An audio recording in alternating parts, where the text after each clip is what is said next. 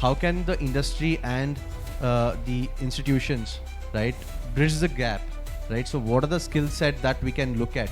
And of course, we had discussed about AI in the previous panel, but how can the education and the employability with the skill development, right? So what are the skills that is required, and how can that be developed? First thing, almost in India, we see almost 80 to 90 lakhs people coming to work every year, right? And how many people are employable from those? Maybe around 10%, 10%, 15%, right? The number is not more than that, right? Also, there is a second side to it. Is there is a lack of demand? No. So there is a gap. What is the gap? The gap is the people who are coming out of colleges or the people who are working on the conventional streams, right? They don't know what is the industry need, right? And here the industry can play.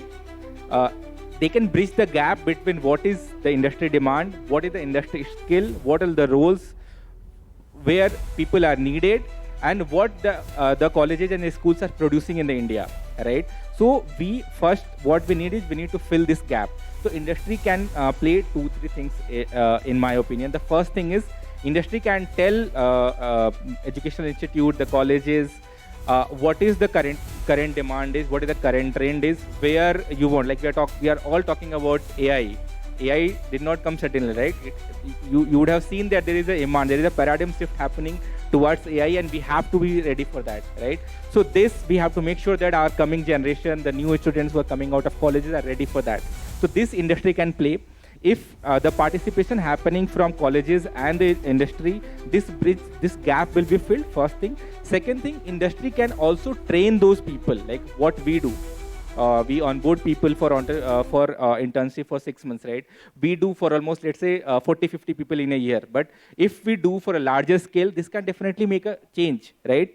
So we can train people for the industry-ready technologies. And the third thing is, in some cases, industry can also provide infrastructure and money as well. Somebody who want to develop and build something from their own,